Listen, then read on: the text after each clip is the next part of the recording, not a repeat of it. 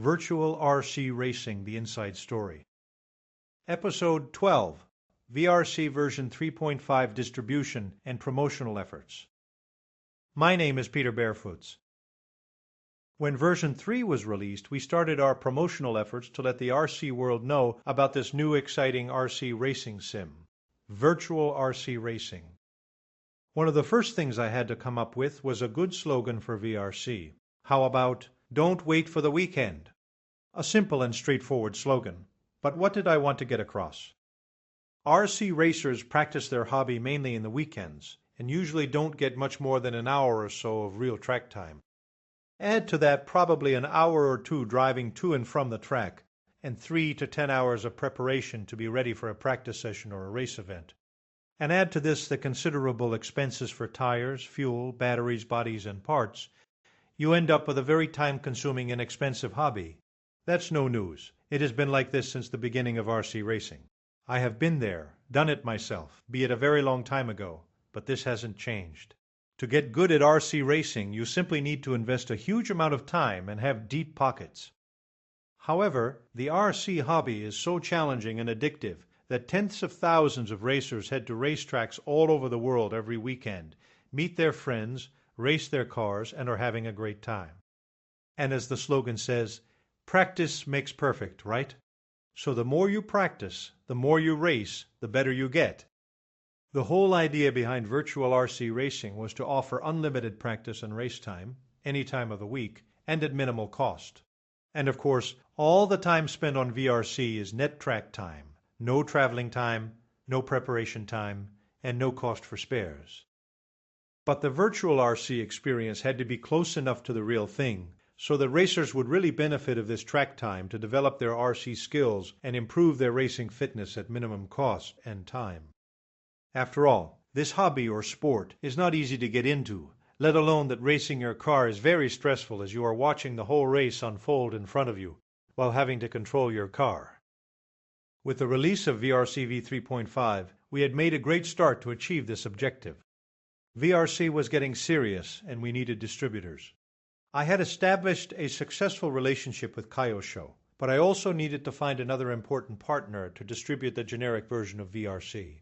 I ended up with the biggest hobby distributor in the US, Horizon Hobbies. As I previously explained, we had developed two versions of the controllers and packaging, the red-black Kyosho version and the generic yellow-black VRC version.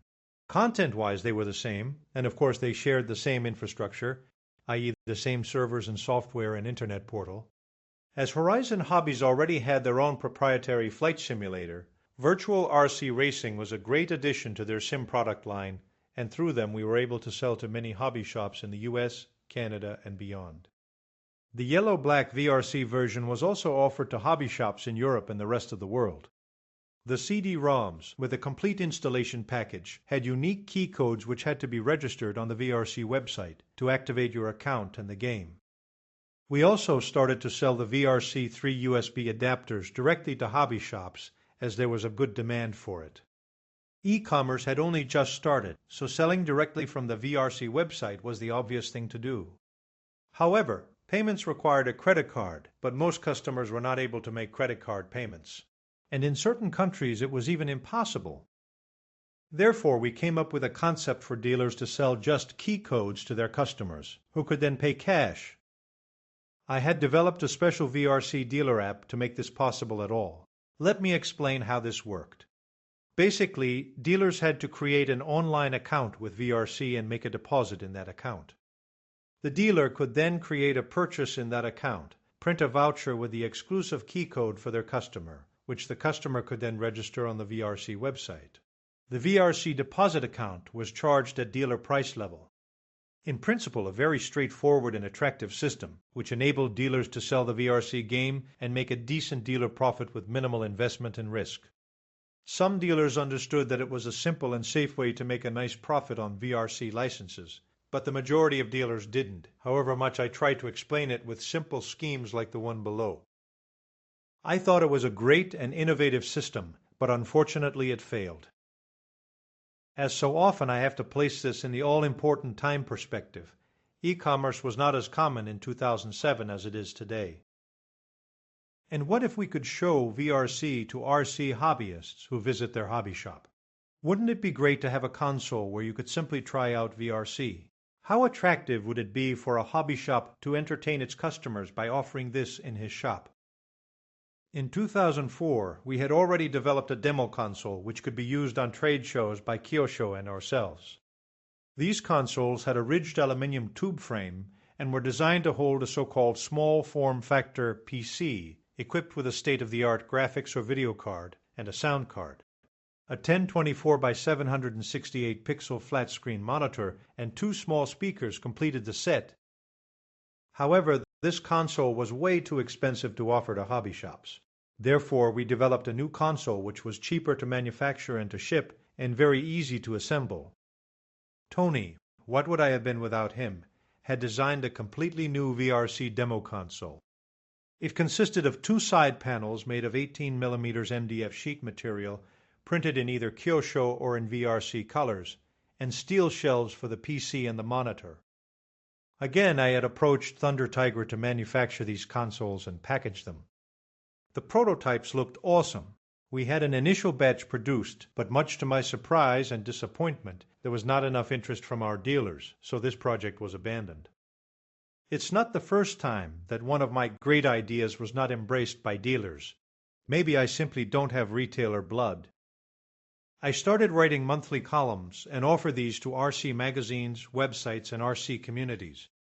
It provided me a platform to explain what VRC was about, the special features, and to provide information about the online races we organized.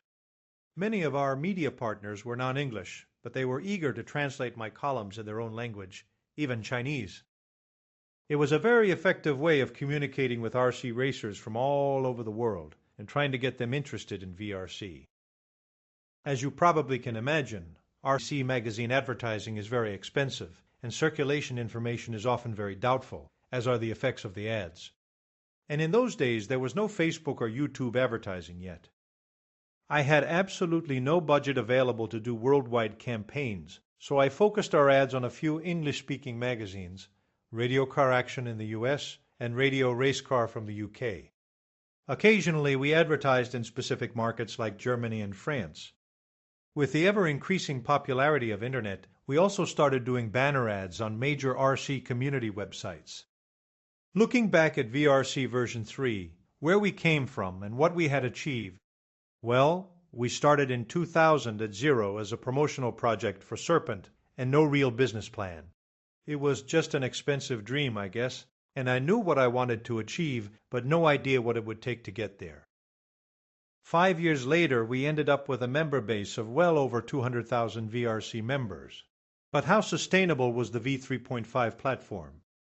I was so thrilled and encouraged by the initial success we had with Kyosho, Horizon, and our own dealer sales that I took a very important decision early 2006. Let's start all over again. That was the start of the VRC V4 development, later called VRC-Pro, starting all over again from scratch. But we had only just begun with Virtual RC Racing version 3 and had just launched that version successfully. Why start all over again? Had I gone totally nuts? That story is next. Make sure to subscribe to the Inside Story playlist on YouTube. Thank you for watching.